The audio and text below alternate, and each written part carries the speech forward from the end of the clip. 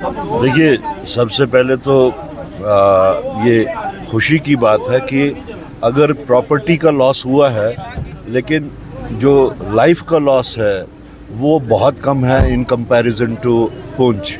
अलबत्ता फायरिंग से भी बहुत ज़्यादा प्रॉपर्टी का लॉस हुआ है और हम हॉस्पिटल भी गए थे ज़ख्मियों की खबरगिरी करने के वास्ते। जो पूरे 2 ज़िलों से जितनी भी कॉन्स्टिट्यूंसीज़ हैं वहाँ से लोगों को वहाँ पे शिफ्ट किया गया और वो इस वक्त ज़ेर इलाज हैं। हमें बहुत खुशी हुई वहाँ जाके वो ये देख के कि वहाँ पे चाहे वो प्रिंसिपल साहब हो, मेडिकल सुपरिटेंडेंट हो, स्पेशलिस्ट हो, पैरा मेडिकल जो स्टाफ है, उन सब ने बहुत ही अच्छे तरीके से काम किया। अलबत्ता जो सिविलियन आबादी के ऊपर जो शेलिंग हुई है, दिस इज़ हाईली कंडेमनेबल। ऐसा तो आज तक कभी नहीं हुआ। 62 से हम जंगें देखते आए हैं, लेकिन आज तक कभी हमसाया मुल्क ने कभी भी सिविलियन आबादी के ऊपर इस तरीके की सीज़ फायर हुआ, उस सीज़ फायर का भी वेलकम करते हैं। लेकिन सीज़ फायर किन हालात में हुआ उसके बारे में भी बहुत सवालात हैं और किन कंडीशंस पे हुआ या किस अंडरस्टैंडिंग के तहत हुआ, क्योंकि कहने में आ रहा है कि एक अंडरस्टैंडिंग हुई। एक तो वो अंडरस्टैंडिंग क्या थी और दूसरा ये कि जो इंटरवेंशन हो रहा है, third party intervention, United states से सीज़ फायर का ऐलान होता है और यहाँ पे दोनों मुल्क उसको फॉलो करते हैं, तो क्वेश्चंस बहुत सारे हैं और 140 करोड़ लोग जो हैं वो जानना चाहते हैं कि किन कंडीशंस के तहत हुआ ये सीज़ फायर और क्या हमने थर्ड पार्टी इंटरवेंशन को कबूल किया है, नहीं किया है।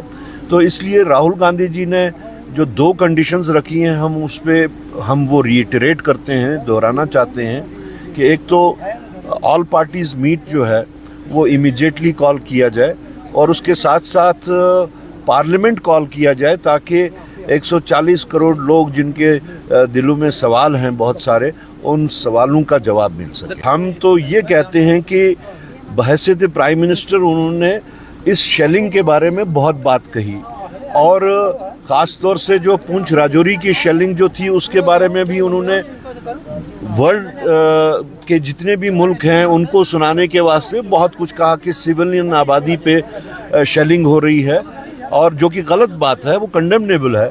लेकिन अफसोस की बात ये है कि जिस वक्त वो खुद से अपने लोगों को 140 करोड़ लोगों को वो संबोधित कर रहे थे, उस वक्त उन्होंने ना पुंछ का नाम लिया, ना राजौरी का नाम लिया, ना आरएसपुरा का नाम लिया, ना ही सुचेतगढ़ का नाम लिया, ना बिश्नाह का नाम लिया। जहाँ जहाँ भी ये सारा वाक़ा हुआ सिविलियन आबादी के ऊपर जो शेलिंग हुई, तो मेरे ख्याल में या तो सिर्फ ये सेल करने के लिए ही नाम लिए जाते हैं, तो ये वैसे काबिल अफसोस बात है कि उन्होंने नाम नहीं लिया। चीफ मिनिस्टर उमर अब्दुल्ला का भी एक बयान आया है कि डोनाल्ड ट्रंप की इंटरवेंशन से सबसे अनफॉर्चुनेट एस्पेक्ट यह है कि कश्मीर इशू इंटरनेशनली ग्लोरीफाई हो गया और उसके बाद कांग्रेस के कुछ लीडर्स कह रहे हैं कि शिमला एग्रीमेंट की वायलेशन हुई है थर्ड पार्टी इंटरवेंशन से। देखिए, हम इस को सारे इशू को वैसे पॉलिटिसाइज नहीं करना चाहते।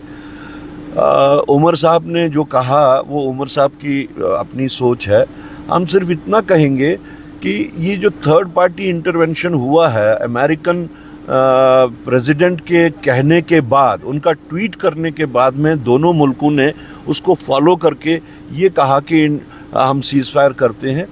उससे जो हमारी स्टेटेड पॉलिसी है, जो हमारी स्टेटेड फॉरेन पॉलिसी अभी तक रही है, वो मेरे ख्याल में वो डिफीट होती है, वो उसका उल्लंघन होता है। और उसके कंपैरिजन में हम पूरे मुल्क को याद दिलाना चाहते हैं, ख़ास तौर से प्राइम मिनिस्टर साहब को भी जान लेना चाहिए कि एक वक्त था जिस वक्त मिसेस इंदिरा गांधी यहाँ की प्राइम मिनिस्टर थी, उनके टाइम पे भी जंग हुई थी और उनको भी ऑफ़र किया गया था, बाज़ाब्ता ऑफ़र किया गया था इंटरवेंशन के वास्ते। तो उन्होंने क्लियर वर्ड्स में कहा था कि हम जानते हैं, हमारा मुल्क जानता है कि हमने क्या करना है, हमें किसी की मुदाखलत की ज़रूरत नहीं है। तो मेरे ख्याल में आज वो लोग जो है वो समझ रहे हैं कि कांग्रेस के वक्त में भी जब ऐसी बात होती थी, जब नेशन को ख़तरा होता था, तो नेशन को का सर झुकने नहीं दिया जाता था। Thank thank you. यू।